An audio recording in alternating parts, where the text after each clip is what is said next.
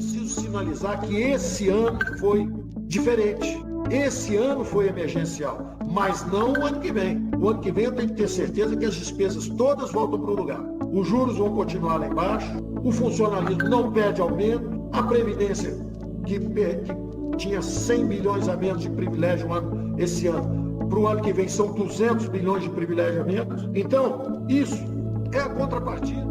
Assim como a saúde, a economia também foi muito afetada pela pandemia de Covid-19. Mercados, preços e prioridades mudaram. Desemprego, isolamento, auxílio, inflação, crise fizeram parte do vocabulário de todos neste ano. E como será no ano que vem? Eu sou Fernando Krieger e este é o podcast Discussões. Sobre o que esperar de 2021, converso neste episódio com o economista e professor titular do curso de Ciências Econômicas da FURB, Ralph Marcos Emke. Prazer falar contigo, bem-vindo à discussão. Tudo bem? Estamos aí para comentar exatamente esse ano muito difícil de 2020. Professor, o que aconteceu com a economia esse ano?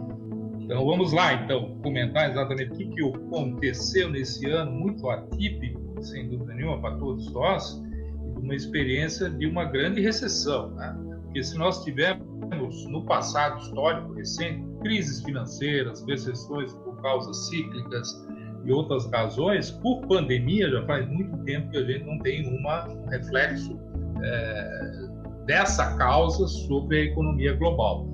A última, sem dúvida, já muito citada, foi a grande gripe espanhola, né, no início do século XX, né, que realmente causou um impacto muito grande, não só em vítimas, mas também sobre a economia depois de uma Primeira Guerra Mundial. No entanto, nós temos uma situação bastante peculiar quando nós investigamos o que aconteceu entre a economia global, uma crise que oriunda da Ásia, certo? Afetou a economia ocidental de uma forma um pouquinho diferente entre diversos países, né? Num ciclo, vamos dizer assim, de estágios, né? E que de uma doença desconhecida e cujas ações foram realmente não muito acertadas em vários casos. Com o fim do auxílio emergencial, a economia perde com a diminuição do consumo, mas tem outro agravante que é o aumento de pessoas na fila por um trabalho. Já podemos definir o impacto do encerramento desse programa?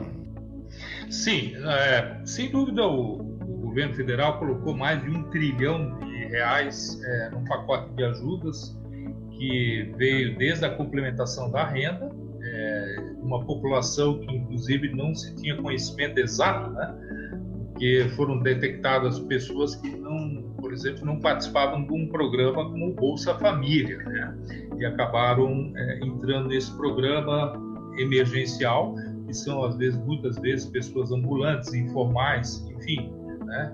Existiram alguns erros, lógico, sem dúvida nenhuma, num programa em que essa renda chegou tão rápido, né, por determinadas contas, né, inclusive pessoas que não tinham nem conta bancária, muito menos isso, né, mas que compensou em parte, né, um período de lockdown, de paralisação de atividades que foi parcial, certo? Porque supermercados, a construção civil, durante todo esse tempo funcionou, mas determinadas atividades, como restaurantes, né, alimentação, que normalmente nós observávamos que era uma atividade ligada ao turismo, né, foi grandemente afetada, né? A indústria, sem dúvida nenhuma, teve que fornecer os seus produtos, né?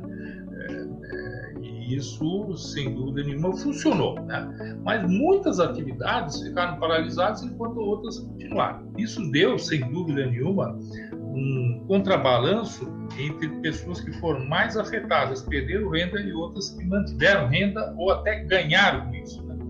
Então, esse foi um período de vários meses em que caracterizou, digamos, no saldo final, um decréscimo do PIB muito grande, negativo, né? Isso não só no Brasil, mas em todos os países da Europa, América do Norte, América Central, ou seja, né, em vários países do mundo, isso acarretou uma grande perda, né, que afetou a economia mundial, e isso está refletido nos números do próprio PIB. com exceção à China, país que apresentou um PIB positivo, né? A Índia também um pouquinho, agora no final do ano, reflete. Mas nós já vemos uma recuperação parcial no trimestre que as economias mundiais começam a se recuperar. O ano 2020, sem dúvida, foi um grande desastre mundial, econômico, né? Econômico e também na saúde, né? Número de mortes que todo mundo acompanhou muito bem. Professor, o que muda para a economia com o início da vacinação? Sem dúvida, os índices já estão refletindo exatamente os seguintes aspectos, né? Entrada de capital estrangeiro está chegando ao Brasil. Aumento do preço das commodities, petróleo, por exemplo, já chegou nos níveis antes da pandemia, né? Cerca de $50 o barril. Minério de ferro, soja, etc. Todos esses preços estão em alta, refletindo, por exemplo, uma recuperação da economia. O Brasil teve uma recuperação de 7,7% do PIB no trimestre, depois de uma grande queda, e você já tem perspectivas em função das vacinas, né, que esse é um principal aspecto, né, que diante de vários meses, lógico, o processo de vacinação em massa, ela não vai ocorrer exatamente com uma confiança na economia plena em 1 ou 2 meses, né? Talvez o processo de vacinação ela tenha, digamos, uma retomada das atividades totalmente normais num período um pouco maior, talvez de 8 meses. Mas as expectativas em relação a essa recuperação são muito promissoras. Isso já está se refletindo na economia mundial, mesmo que em alguns países, como a gente está vendo essa semana na Alemanha, em que novamente nós vamos ter um período de trancamento, né? Quer dizer, existe um certo temor ainda que algumas pessoas aí sejam vítimas, enquanto que essa vacinação ainda não seja ostensiva. Mas o que os mercados de bolsa, né, refletem? Refletem o futuro, né, o futuro próximo. Então, esse futuro próximo, quando ele está determinado, ele já se reflete em todos os preços, né? Então, mesmo que algumas medidas no presente, que são imediatas, ainda parecem que vão alongar durante algum período, esse período ainda de restrições, você já tem um horizonte, uma luz no final do túnel que mostra que a economia ela vai reagir muito bem em V até, né? Essa expressão U em V significa o quê? U seria uma recuperação lenta, gradual, etc. E em V seria nós chegarmos ao fundo do poço, né, no vértice dessa letra, né, que é o V, e recuperar-se com muita rapidez. Isso tem se refletido exatamente nos preços, tá? E a gente está observando também que é a pressão sobre algumas matérias-primas que estão em falta. Certo. E que inflação enfrentaremos no próximo ano? Essa inflação que nós estamos observando aqui, ela está ascendente a cada mês, né? Nós temos dados aqui recentes, né, que são a inflação coletada, que é 4,31%, que é o caso do IPCA, e que é a inflação oficial do governo, né? Foi 3,97% no mês passado e ela está crescendo. Mas o índice, por exemplo, do IGPM, que é um índice que inclui preços do atacado, o que são preços do atacado, que a gente sempre destaca, né? São preços de certos insumos, matérias-primas, por exemplo, que já estão, né, nos últimos 12 meses passando dos 24%, o que causa uma pressão muito altista sobre determinados preços que formam, digamos, os componentes, né, de determinados produtos que vão chegar no supermercado, no consumo final de cada consumidor brasileiro. Mas isso é preocupante no sentido de como é que a indústria vai conseguir segurar isso ou reequilibrar esse gargalo, né? Logo quando eu observei que existia uma grande incerteza sobre o que produzir, quando produzir, para quem produzir aí durante a pandemia, setores fechados, de repente nós tivemos uma situação em que o real se desvalorizou muito, alguns preços, principalmente naqueles itens exportáveis, ficaram muito atrativos, principalmente para mercados que já estavam em recuperação, como a própria China. Determinada produção já foi vendida antecipadamente para esses países que antecipava uma recuperação. Isso causou o quê? Um desabastecimento e uma incerteza exatamente no fornecimento de determinadas matérias-primas quando a economia começou a reagir, né? Então, muitos lojistas, por exemplo, ficaram com uma incerteza se os seus clientes iriam retornar agora no Natal, no início do ano, para comprar os produtos que precisavam e não estarem abastecidos ou com uma garantia, por exemplo, de você ter essa compra. Porque muitos fornecedores estavam claramente indicando que não teriam produto para isso no final do ano. Então, várias empresas deixaram de ter um produto para poder entregar, né, nesse final de ano. Isso foi uma preocupação. Isso aconteceu em vários setores. O têxtil, que é um setor muito relevante aqui na nossa região ainda, né? Mas isso possa incluir na área de plásticos, na área metalúrgica. Então, vários setores enfrentaram esse problema de falta de insumos e, quando se depararam nas compras, encararam preços muito altos. Isso refletiu-se nos preços de atacado. Agora, o que nós podemos dizer em relação à inflação?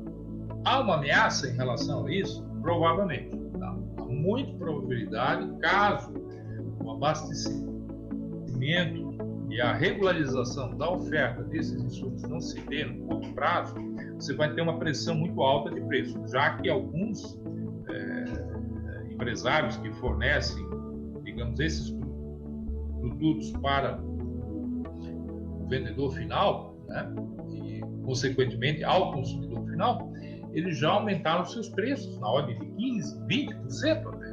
Já. Então, nos setores em que você tem alguma folga na competitividade, né, ou seja, não há pressão de tantos concorrentes, e a falta desses itens vai provocar, sem dúvida nenhuma, um reflexo sobre a inflação já no início do ano.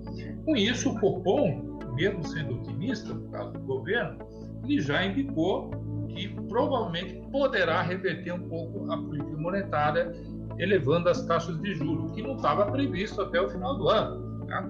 Você tinha uma previsão, por exemplo, de a inflação ainda estável, com pouco aumento, né? No entanto, se caso o núcleo da inflação, esse viés aí sobre preços atacados ainda conseguir acontecer esse reflexo sobre os preços finais, nós vamos ter problemas. Professor, para a gente finalizar, o que esperar de 2021? Bom, 2021 vai ser um ano sem dúvida de recuperação, porque se você teve um PIB negativo, né, você já tem uma expectativa de trimestre, nós esperamos que um PIB moderado, talvez de 3% na média do ano, é a previsão para 2021 no caso brasileiro. Certo? Não é um PIB uma recuperação tão grande como se espera, certo? No entanto, sem dúvida, 2021 vai ser melhor. Um índice que nós estamos observando bem é um índice chamado IBCR, que é o Índice de Atividade Econômica do Banco Central, que é o índice de antecedente. Então, normalmente a gente se refere ao PIB como Produto Interno Bruto, que é uma medição do que aconteceu com a produção industrial, de serviços e de comércio, medida lá pelo IBGE, só que esse é um índice passado, né? Ele reflete o que aconteceu, por exemplo, no trimestre. Esse índice IBCR ele é um antecedente, porque ele pega, por exemplo, a capacidade instalada da indústria, consumo de energia elétrica, consumo de papel e papelão, ou seja, o que está acontecendo na indústria agora, né, que reflete uma recuperação. Então, esse índice está mostrando, por exemplo, no mês passado, 0,89% de recuperação, um pouquinho abaixo do que o mercado esperava, que era em torno de 1%. Né? Mas, sem dúvida, a recuperação brasileira ela vai se dar, mas enfrentando exatamente um problema sério, que ainda são 14% de desempregados que existem no país. Isso não é fácil, né? Esse índice não diminuiu e, com certeza, o país, ao suspender o auxílio emergencial, que é uma preocupação muito grande, né? Porque houve um desembolso muito grande de recursos e transferências, né? Que vai deixar de acontecer. Né? Mas isso vai depender da recuperação da atividade econômica plena, né? Os negócios, o comércio aberto. Enquanto persistir essa situação ainda de cidades fechadas, comércio restrito, nós vamos ter problemas ao cortar o auxílio emergencial, né?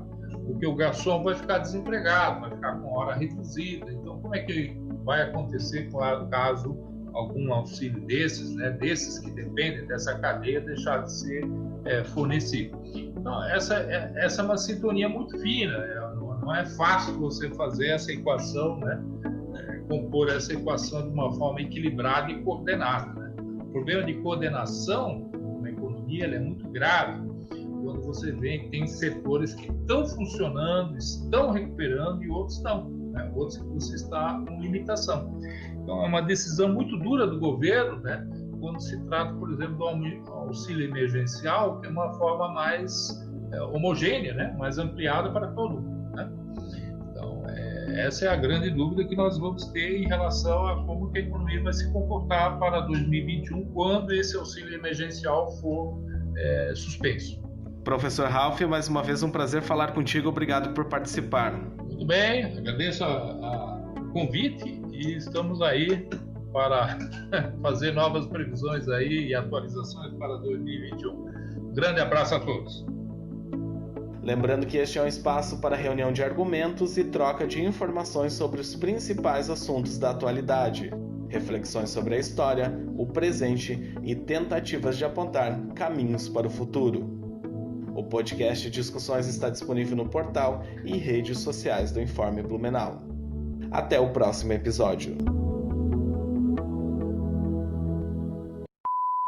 Previsões feitas, professor. Existe uma frase que é: como você avalia o grau de cinismo de um economista? Pelo número de casas da vírgula que você faz as previsões.